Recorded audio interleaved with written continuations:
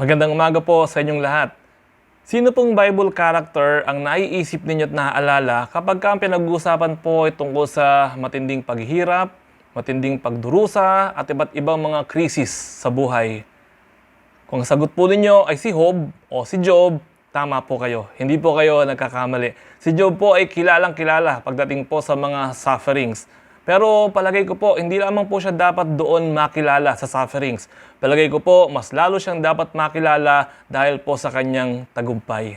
Dahil po dyan, ang pamagat po ng ating pag-aaral ngayon pong umagang ito, kayo na nga pong bumasa. Ang pamagat po ng ating pag-aaral ngayong umaga, Good Job, Job. Tayo po ay manalangin. Ama naming Diyos, kami po ay lumalapit sa inyo ngayon pong umagang ito. Hiling po namin na bigyan niyo po nawa kami ng karunungan, pagpalain mo po nawa kami, kausapin niyo po nawa kami, at akayin niyo po nawa kami, Panginoon, upang higit kaming maging matibay at matapat sa inyo pong harapan. Salamat po, ito po ang aming hiling, sa pangalan ni Jesus. Amen.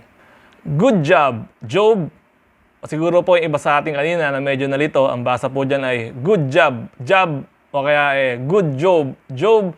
Pero ang title po natin ngayong umaga ay Good Job, Job. Sino ho ba si Job? Bakit po kaya siya nasabihan ng good job? At tayo po, paano ho kaya tayo masasabihan din naman ng good job sa kalagitnaan po ng krisis at mga paghihirap na atin pong pinagdaraanan? Basahin po natin mula po sa Job chapter 1, verse 1. Sino ho ba si Job? In the land of Uz, there lived a man whose name was Job. This man was blameless and upright. He feared God and shunned evil. Sino po si Job? Who was Job? Sa kanya pong pagkatao, si Job po ay tinawag na blameless and upright. Siya po ay hindi mapipintasan. Pag tinanong po natin yung kanyang mga kasama sa bahay, ano ba tingin mo kay Job? Sasabihin nila, ay, okay yan, si Sir Job. Pag tinanong po natin yung kanyang mga trabahador, sasabihin sa kanya, ay, si Bossing Job, okay yan, patas yan. Pag tinanong po natin yung kanyang mga kapamilya, sasabihin, ay, okay na okay yan, si Papa Job, okay yan. So he was blameless, he was upright. And also, tinawag din po siya na he feared God and he shunned evil. Yan po ang pagkatao at yan po ang introduction ng Book of Job dito po sa taong ito. Ano naman po ang kanyang pamilya? Job chapter 1, verse 2. He had 7 sons and 3 daughters. Meron po siyang 7 anak na lalaki at meron po siyang 3 anak na babae. Sa Bible, meron pong tinatawag tayo na biblical numerology. Pag ginamit po yung mga numbers na yan na 3, 7, 10, 40, 1,000, meron po mga simbolo na kinakahulugan yan po mga numbers na yan. Dito po, pag sinabi po meron po siyang 7 sons, 7 is a perfect number. So sinasabi po dito na okay yung pong kanyang mga anak na lalaki. At meron din po siyang 3 na anak na babae. And 3 in the Bible also represents a perfect number. Pag pinagsama po natin yung 7 plus 3 equals 10.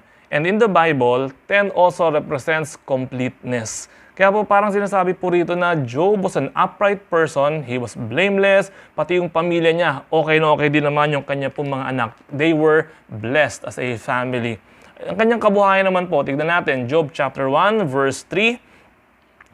And he owned 7,000 sheep, 3,000 camels, 500 yoke of oxen, and 500 donkeys, and had a large number of servants. So, ilan po yung kanyang mga pag-aari? Meron po siyang 500 na oxen or mga baka or mga toro. Noong po mga time na yon, ang mga toro po ay ginagamit po nila bilang kagamitan sa bukid para po mga kalabaw nito pong panahon natin. Pag sinabi po ng isang tao ay meron 500 kalabaw, maiisip nyo, mayaman tong tao na ito. Kasi karaniwan, isa-isang kalabaw lang, 2 kalabaw. Si Job po ay merong 500 nito pong mga pang-araro na ito. At noong pong panahon na yon, palibasa nga po, wala pa naman pong mga makinarya at sinauna po yung panahon. Yung pong mga toro na ito, ang ginagamit po nila na para mga traktora, para po araruhin ang bukid. So masasabi po natin na siya po ay maraming traktora para pong ganon. Ilan no? 500. At meron din po siyang 500 na donkeys, mga asno, mga bisiro. Ito po mga ito ay hindi po ito ginagamit na pang-araro sa bukid, pero ito po mga donkey, ginagamit po ito bilang transportation. So sa panahon po natin, siguro po maikukumpara natin yung mga donkeys na yan parang mga motorsiklo. So meron po siyang 500 na motorsiklo, meron siyang 500 na traktora. Ayan, ano pa ho? Meron po siyang 3,000 kamelyo, 3,000 camels. Ito naman po mga camels, ito po ay hindi ginagamit sa bukid o pang-araro. Ito po yung ginagamit as luxury vehicle. Kasi kung ikaw po ay mahirap, ang sinasakyan mo, asno. Pero kung ikaw naman ay mayaman, ang sinasakyan mo, SUV, camel. Parang ganun po, ano? Maski naman po panahon ngayon, sa panahon po natin, yung mga may kaya-kaya sa buhay naka-SUV. Ay, tuloy po natin. Ano po? At meron po siyang 7,000 na tupa. No, 7,000 sheep. Ito po mga tupa na ito po ang ginagamit sa business niya talaga. So pag tinignan po natin, meron po siyang 500 na oxen, baka o toro. Meron din po siyang 500 na donkeys. Pag pinagsama po natin yung dalawang yun, 5 plus 5, 10. So perfect number na naman, no? 1,000. Perfect number na naman po ang description sa kabuhayan ni Job. Meron po siyang 3,000 na camels. At meron din po siyang 7,000 na sheep or mga tupa. 7,000 plus 3,000 equals 10,000 na naman. So, complete na naman po, blessed na naman po yung pong kanyang kabuhayan. At sabi po rito, he had a large number of servants. Marami po siyang mga tagasunod at kasama sa pagtatrabaho. Sa Job chapter 1 verse 3, ito naman po ang kanyang reputasyon. He was the greatest man among all the people of the East. Napakaganda po naman niyang reputasyon na yan, the greatest man among all the people in the East.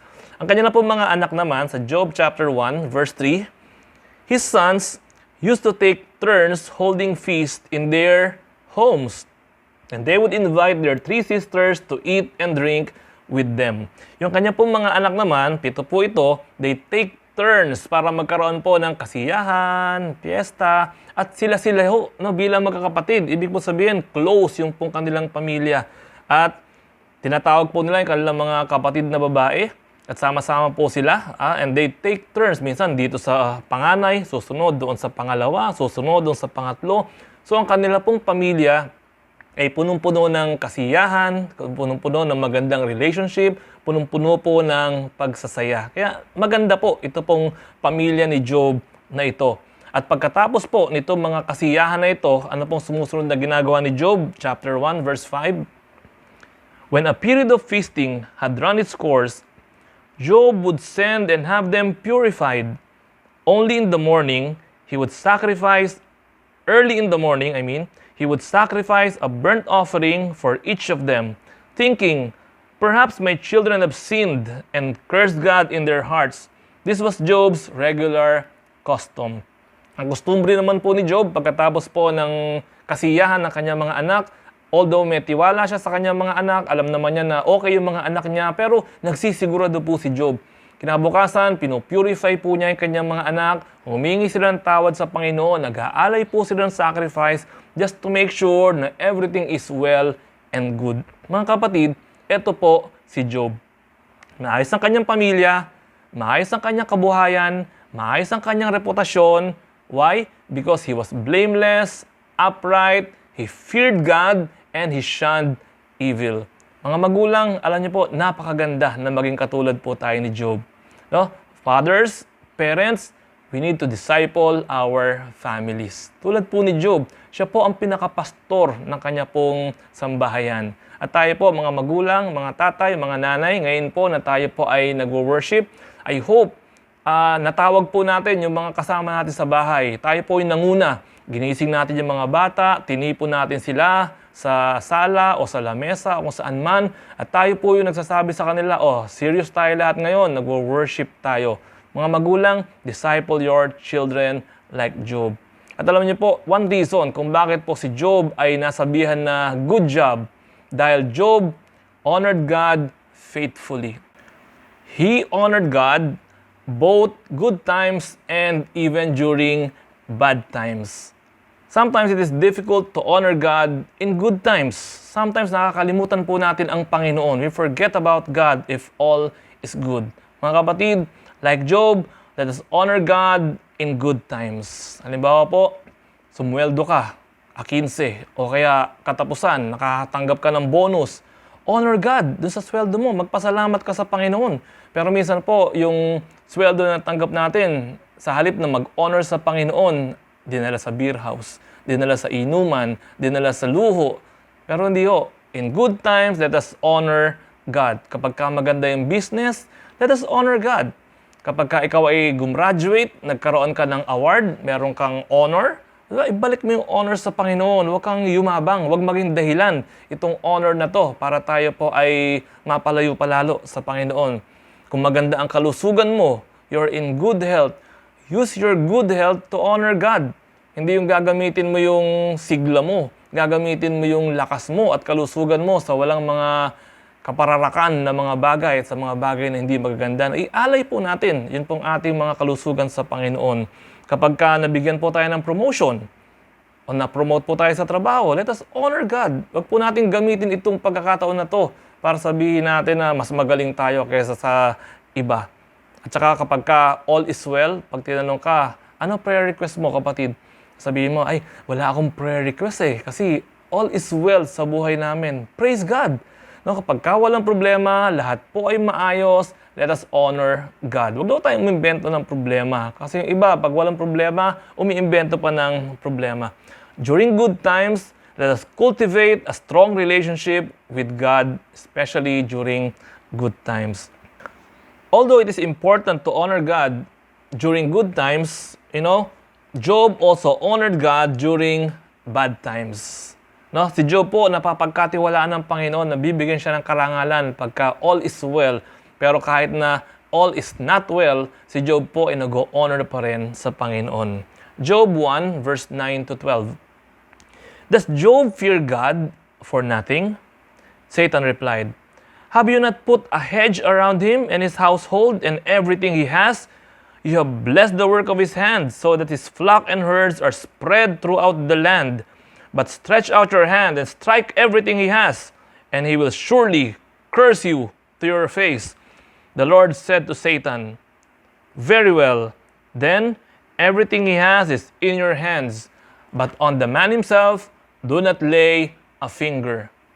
Then Satan went out from the presence of the Lord. Pinagbibintangan po nitong si Satan si Job na ito pong si Job ay faithful lang sa Diyos because of the blessings na nare-receive ni Job sa Panginoon. Alam niyo po si Satan, alam niya na po yan. Sabi niya, nako, marami na ako nakitang ganyan. Faithful lang yan kasi bine-bless mo. Subukan mo mag-i-bless yan.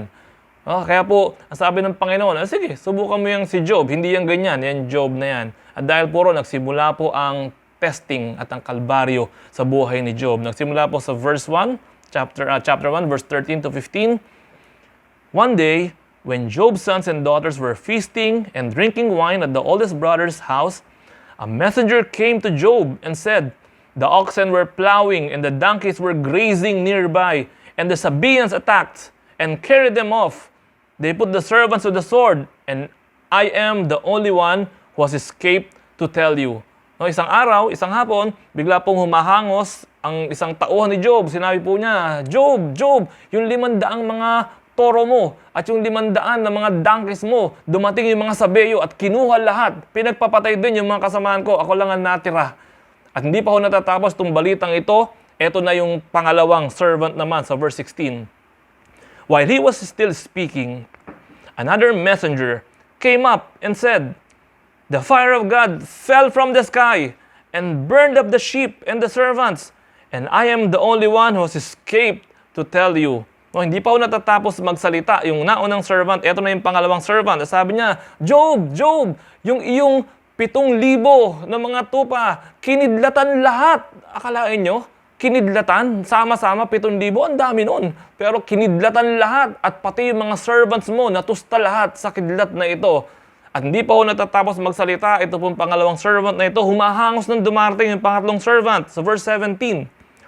While he was still speaking, another messenger came and said, The Chaldeans formed 3 raiding parties and swept down on your camels and carried them off. They put the servants to the sword, and I am the only one who has escaped. Hindi pa natatapos magsalita yung pangalawang servant. Eto na yung pangatlo, Job! Job!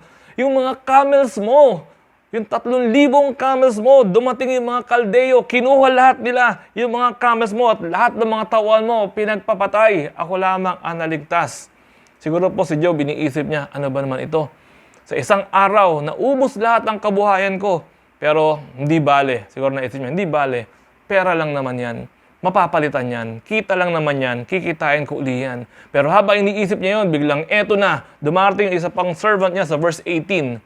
While he was still speaking, yet another messenger came and said, your sons and daughters were feasting and drinking wine at the oldest brother's house, when suddenly a mighty wind swept in from the desert and struck the 4 corners of the house. It collapsed on them, and they are dead. And I am the only one who has escaped to tell you. Job! Job! Sabi niya, yung 10 anak mo nagkakasiyahan. Biglang merong tornado o merong isang malakas na hangin na kung ano man yung nangyari. Nahipan yung 4 na gilid ng kanyang haligi ng kanilang mga bahay. Bumagsak sa kanila yung buong bahay. Patay na sila lahat. Job. Ano ang reaksyon ni Job sa lahat ng ito nang marinig niya? Verse 20 at 21. At this, Job got up, tore his robe, shaved his head, then he fell to the ground in worship and said, naked I came from my mother's womb, and naked I will depart. The Lord gave, and the Lord has taken away. May the name of the Lord be praised. In all this, Job did not sin by charging God with wrongdoing. Sa isang iglap, Job lost everything. Nawala ang kanyang kabuhayan, nawala ang kanyang pamilya, ang lahat ng importante sa kanya ay nawala sa loob lamang ng isang hapon. Pero, may isang bagay po na hindi nawala sa kanya, yung pong kanyang pananampalataya. Yung pong kanyang pagkatao, the very thing, the only thing that he is in control of. Lahat po nangyari, wala siyang control. Pero yung kanya pong sarili, yung kanya pong personality at pagkatao, yung kanya pong faith, kontrolado po niya yon. At yun po ang isang hindi nawala sa kanya. Mga kapatid, ang ginawa po ni Job, nag-worship siya sa Panginoon. Now, he honored God. Job honored God in good times. And he kept honoring God even during bad times. Mga kapatid, when things go wrong, just keep on honoring God. Patuloy ka lang na sumampalataya. Patuloy mo lang na bigyan ng karangalan ang ating Panginoon. Nawalan ka ng trabaho, keep on honoring God. No, patuloy kang magbigay ng karangalan sa Diyos. Ano pa? Nag-break kayo ng boyfriend mo, ng girlfriend mo, just keep on honoring God. Nagkaroon ka ng financial difficulty, keep on honoring God. Meron namimigay ng ayuda sa barangay ninyo, nilampasan kayo. Keep on honoring God. O, andyan na yung social amelioration, hindi ka nakasama sa mga qualified. Keep on honoring God. In good times and in bad times, just keep on honoring God, mga kapatid. You know, let your actions and let your reactions honor God. Sa lahat po na nangyayari sa buhay natin, nakikita po sa salita, sa gawa natin, kung binibigyan po natin ng karangalan sa Panginoon. You know, Job, sasabi natin, good job, Job. Why? Because he kept honoring God faithfully. Another reason why good job si Job ay dahil he worshiped God unconditionally. Job chapter 1, verse 20. At this, Job got up and tore his robe and shaved his head. Then he fell to the ground in worship. Imaginein po natin yung scenario. Ito yung mga balita, unang nagbalita, pangalawa, pangatlo, tapos pang-apat, binalita na namatay yung kanyang mga mahal na anak. So, ang ginawa ni Job, siya ay tumindig. At siguro po lahat ng tao na ay nakatingin sa kanya, well, 4 na lang yung nakatingin sa kanya kasi 4 na servants na lang yung natira, tsaka isang asawa niya. So lahat tumindig si Job at nakatingin sa kanya, inaantay nila ano kaya ang gagawin ngayon ni Job. Pero ang ginawa po ni Job, pinunit niya ang kanyang kasuotan. Nung panahon na yun po yung nagsisimbolize ng pagdadalamhati. Kasi po, gusto mong punitin yung dibdib mo. Gusto mong punitin yung puso mo sa sobrang hirap at sakit. Pero since hindi mo magagawa, ang pinunit mo na lang yung kasuotan mo mula sa dibdib, sinira mo na gano'n yung damit mo. Pinakita mo na you are torn. Pinakita mo na nasaktan ka. At pagkatapos po noon, he shaved his head, kinalbo niya ang kanyang ulo. And then, nag-aantay yung mga tao. Ayan na, ano na ang gagawin niya? He fell to the ground. At nung siya po ay nandun sa ground, iniisip ng mga tao, ano kaya gagawin to? Maglulupasay, magngangawa, magmumura, ano kaya gagawin ito? He fell to the ground and he worshipped. No? Sumamba po si Job sa kabila po ng lahat ng pangyayaring ito sa kanyang buhay. Of course, he mourned. Nagdalamhati siya, but he worshipped. Of course, nasaktan siya. Naghihirap ang kalooban niya, but Job still worshipped. And probably, siguro po habang nag-worship si Job, siguro tumutulo ang lahat sa kanya. Tulo ang uhog, tulo ang luha, tulo ang luga, tulo ang laway, tulo ang lahat sa kanya. Dahil ganun na lang ang dalamhati niya. Pero sa lahat ng pagdadalamhati po niya, nag-worship pa rin po si Job. Hindi po nakakalimutan ni Job ang mag-worship sa Panginoon. Mga kapatid, pinakita po ni Job dito ang walang patakaran na pagsamba. Napakaganda po niyan. Bakit mo sinasamba ang Diyos? Walang patakaran yung pagsamba mo. Gusto ko siyang sambahin, kaya ako sinasamba ang Panginoon. Let us not use worship as bribe to God. Minsan po ganyan po yung nangyayari. Ba't ka mag-worship ngayon? Kasi may hinihingi ako sa Diyos eh.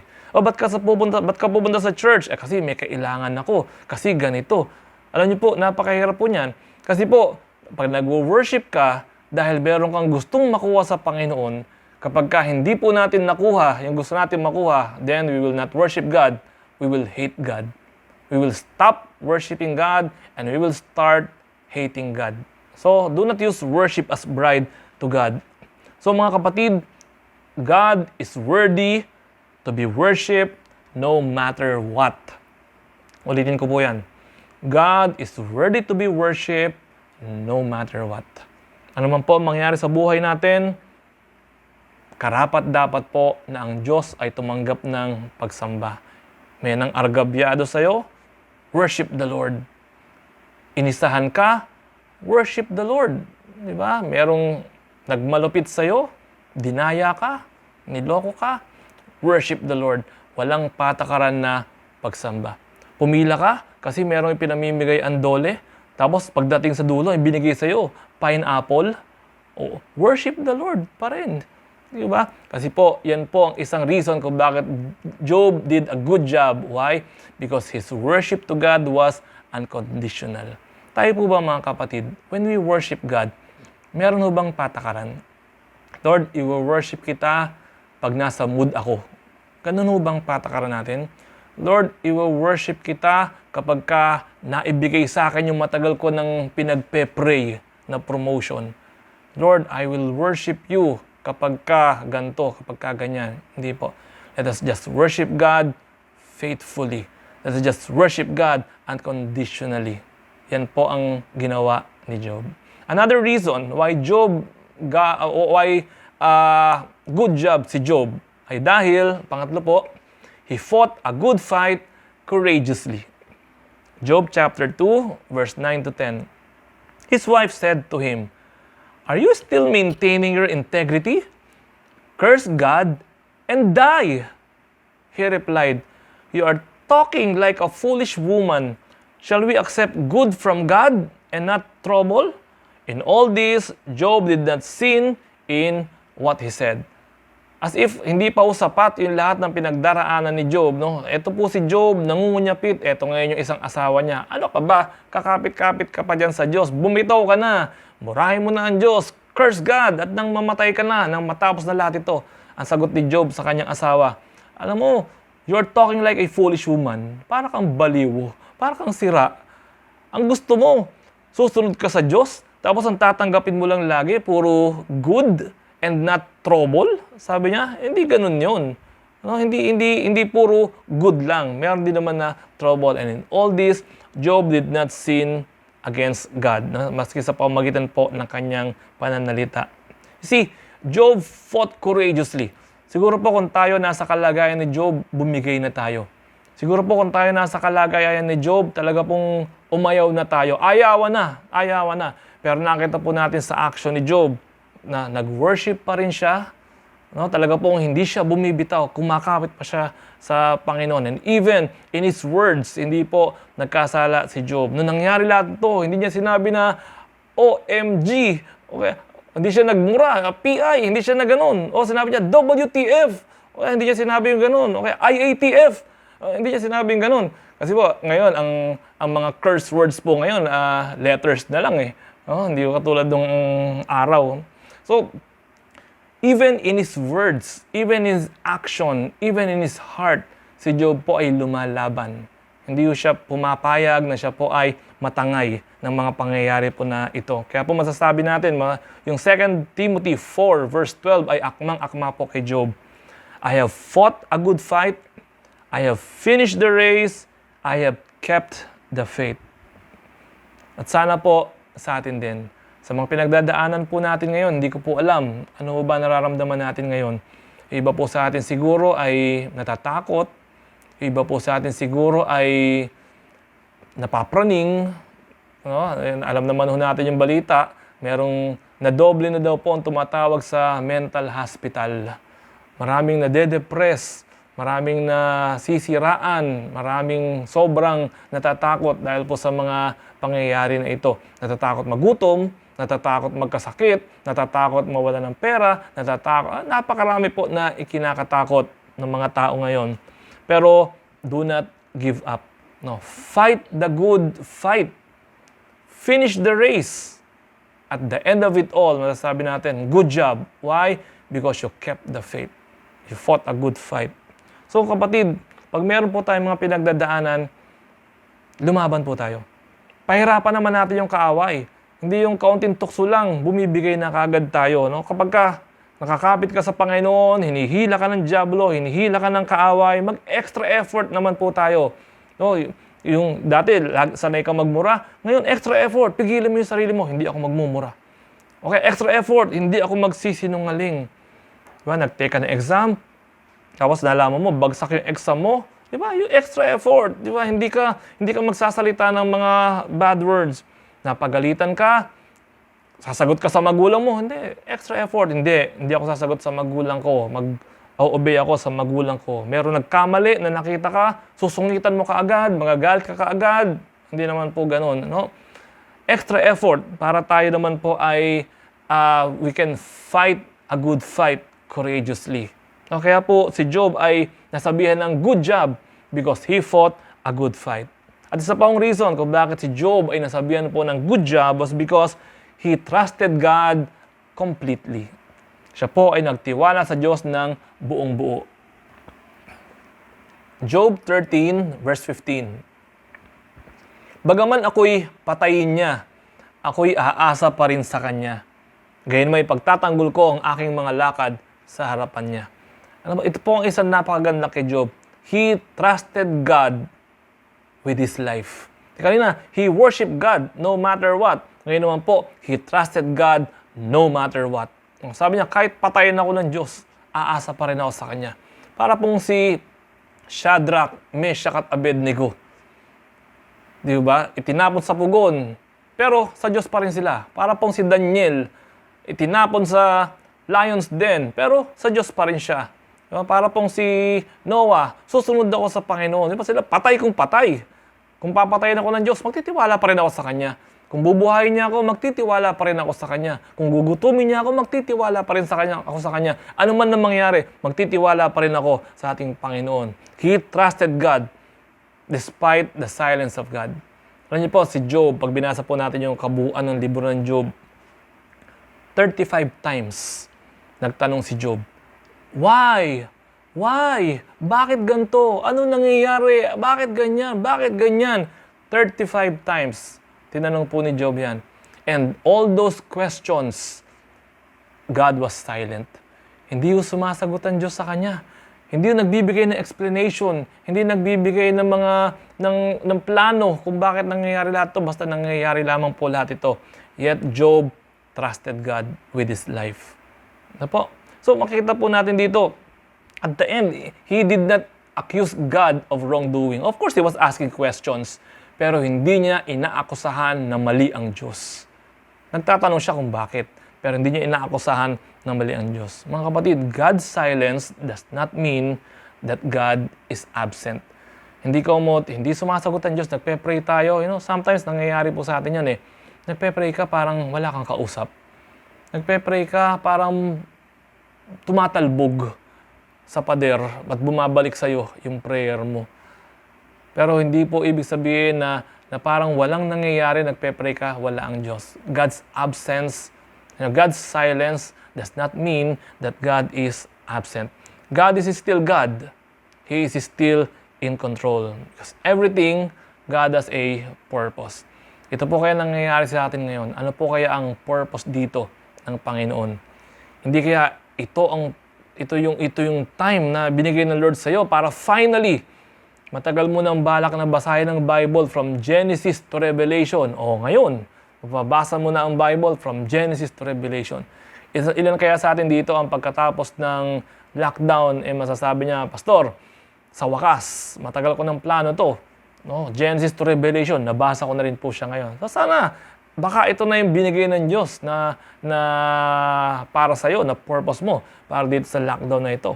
O baka naman ito yung binigay na time sa'yo para maging blessing tayo sa mga ibang tao o sa kapwa natin.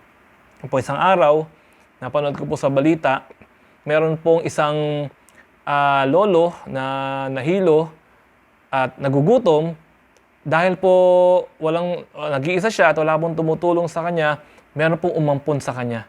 At alam niyo po kung sino yung umampon sa kanya? Isa pong pamilya na nakatira sa kariton. Okay? This is probably the time for us to become blessings to other people. Siya nga, sa kariton nakatira, pero meron siyang heart para tulungan yung ibang mga nangangailangan. Yung kapitbahay natin, baka nangangailangan na. Baka yung mga natanggap natin ng mga ayuda, mas kailangan ng iba. Ibigay na lang natin sa iba. Baka ito po yung time para maipakita natin na, alam mo, Brad, kami mga Christian, matulungin kami. Hindi kami mareklamo, kaya pwede kami maging blessing sa ibang mga tao. At naging blessing nga tayo sa kapitbahay natin. Nakapag-share pa tayo ng gospel sa kanila. Mga kapatid, trust God completely.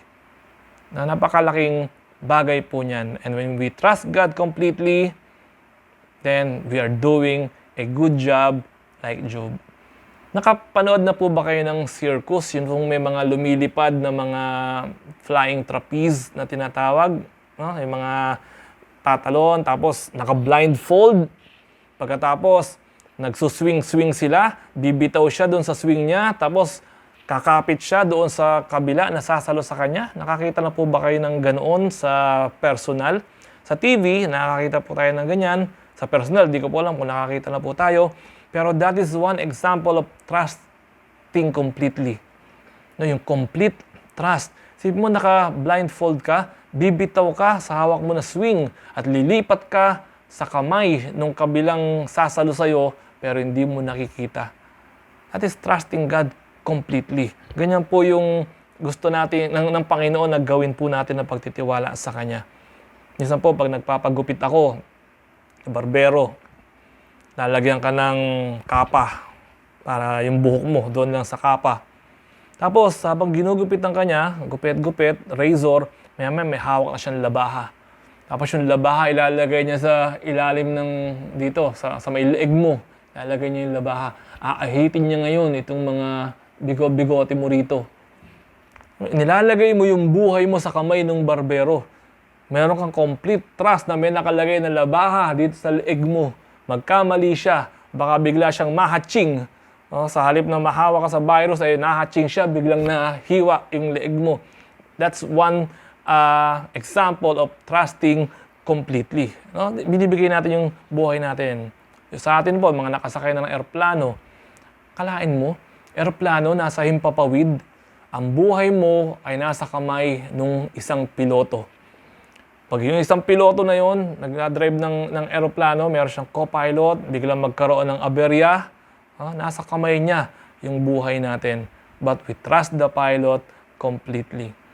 Kung ikaw ay merong sakit, dadaling ka sa ospital, hihiga ka sa operating table, hihiwain yung katawan mo, bubulat-latin, at ilalabas yung mga organs mo na kailangan ng kagalingan.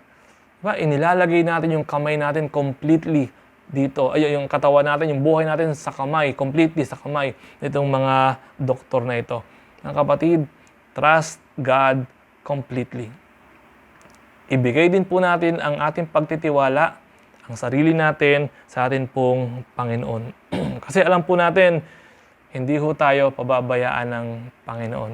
Kanino pa ba naman tayo aasa at magtitiwala kundi sa Diyos? So like Job, trust God completely. At ikalima po, bakit good job si Job? Kaya po siya good job because he loved God purely. Pure ang kanya pong pagmamahal sa Panginoon.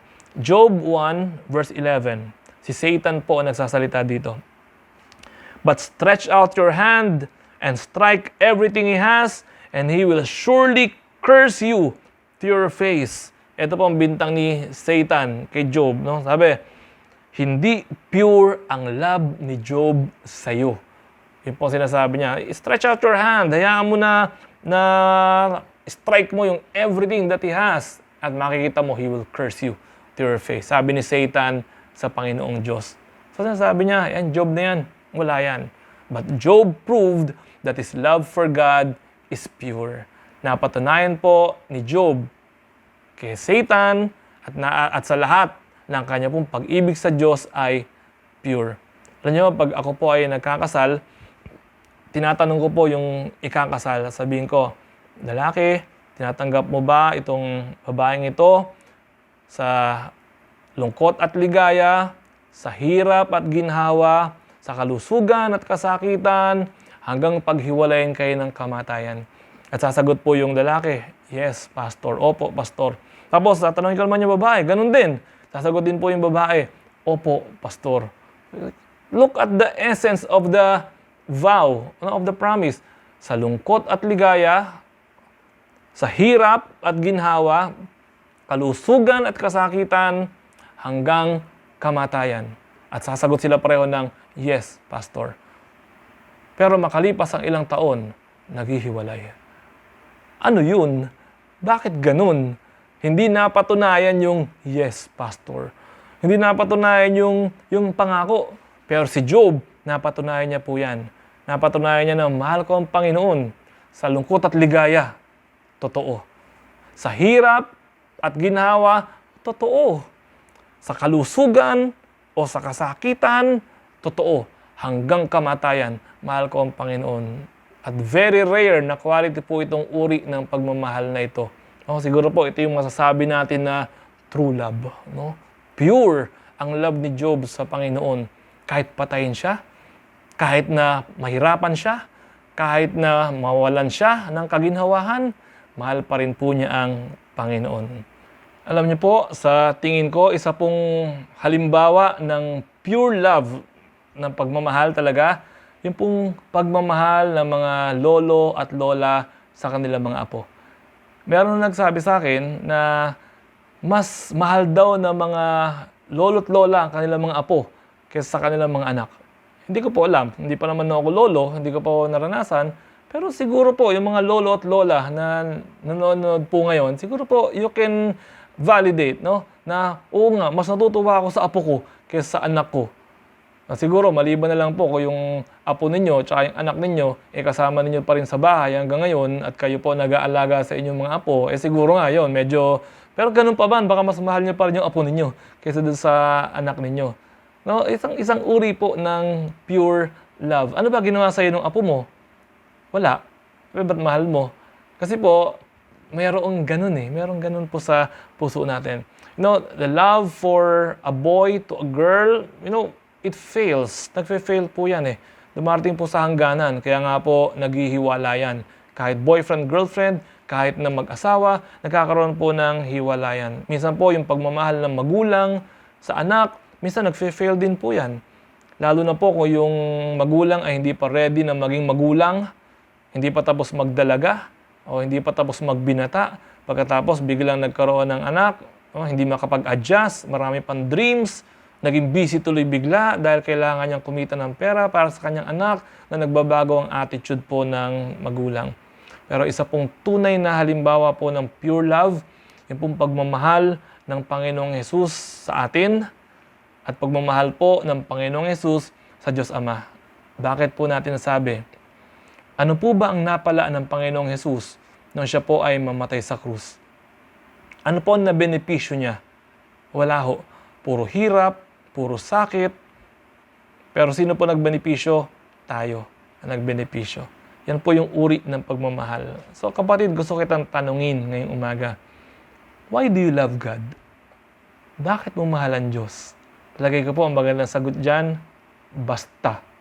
Mahal ko ang Diyos. Kasi pag sinabi natin, mahal ko ang Diyos kasi binibigay niya ako ng ganito. Pag may dahilan, pag hindi na niya binibigay, hindi na natin mahal. Siguro po, mahal natin ang Diyos. Why? Basta. Mahal natin ang Diyos. Sana po masagot natin ng ganoon. Para pong minsan, pag yung mga tao, mga kabataan, pag na-in love, tambay, adik, pangit, ba't ka na-in love dyan? Ewan ko nga basta. Yung mga tipong ganoon. Kaya nga merong kanta nung araw, nung bata po ako, merong kanta, hindi na ako alam ng mga millennials to. Sabi nung kanta, ewan ko ba kung bakit type kita, hindi ka naman gwapo. Sabi nung kanta. Sabi po sa chorus doon, ang sabi ng lolo, may toyo ang utak ko. Ang sabi ng lola ay humanap ng iba. Gwapo at mayaman, TL wala naman. Yan. Yan po yun no? Yan po yung pag-ibig. Basta. Ba't mo siya mahal? Basta.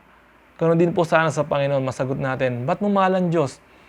Basta. Mahal ko ang Panginoon. So like Job, mga kapatid, can you love God for nothing? Kaya mo bang mahalin ng Diyos nang walang kapalit? Kahit kunin niya ang buhay mo? Kahit duman tayo sa kahirapan? Alam ko po na hindi ito madali. Pero nagawa po ni Job at hindi po ibibigay ng Panginoon kung hindi naman po natin kakayanin. At dahil po good job si Job, God blessed him. Job chapter 42, verse 9b and verse 10. At ang panalangin ni Job ay dininig ni Yahweh. Ang kabuhayan ni Job ay ibinalik ni Yahweh sa dati nang ipanalangin nito ang tatlong kaibigan at dinoble pa ni Yahweh ang kayamanan ni Job. Job 42, verse 12 to 17. Ang mga huling araw ni Job ay higit na pinagpala ni Yahweh. Binigyan niya ito ng 14,000 tupa. Kanina po 7,000 lang. Naging ngayon 14,000. 6,000 kamelyo. Kanina 3,000 lang. Ngayon naging 6,000. 2,000 baka at 1,000 inahing asno. O kanina po yung baka niya 500 lang. Ngayon naging 2,000. At yung kanya pong asno ay naging 1,000. Kanina 500 lang. Verse 13. Nagkaroon pa si Job ng 7 anak na lalaki at 3 anak na babae. Ang pangalan ng mga babae ay Jemima, Keziah, at Keren Hapuk. Ang mga anak na babae ni Job ang pinakamaganda sa buong lupain. Pinamanahan din niya mga ito, tulad ng mga anak na lalaki. Si Job ay nabuhay pa ng 140 taon. Inabutan pa siya ng kanyang mga apo sa ika-4 na salin lahi. Matandang-matanda na siya nang mamatay. So dahil po Job did a good job, ang dami pong blessing na pinaulan naman sa kanya ng Panginoon. Una po sa lahat, his prayers were answered. Nabasa natin kanina, sinasagot ng Panginoon ang kanyang mga panalangin. Inirestore din naman ng Panginoon yung kanyang property at dinoble pa. Ang kanyang pong pamilya ay muli pong ibinalik, binuo ng atin pong Panginoon at binigyan po siya ng Panginoon ng mahabang buhay. To the point na inabot pa niya yung ika-4 na salin lahi. Siguro po apo sa tuhod o apo sa talampakan. Inabot niya po lahat ito at na-enjoy pa ho niya ang kanyang buhay at ang kanya pong pamilya. Mga kapatid, sino man na nagtitiwala sa Diyos ay hindi bibiguin ng atin pong Panginoon. So, hindi po tayo nagkakamali kung tayo po ay nagtitiwala sa Panginoon.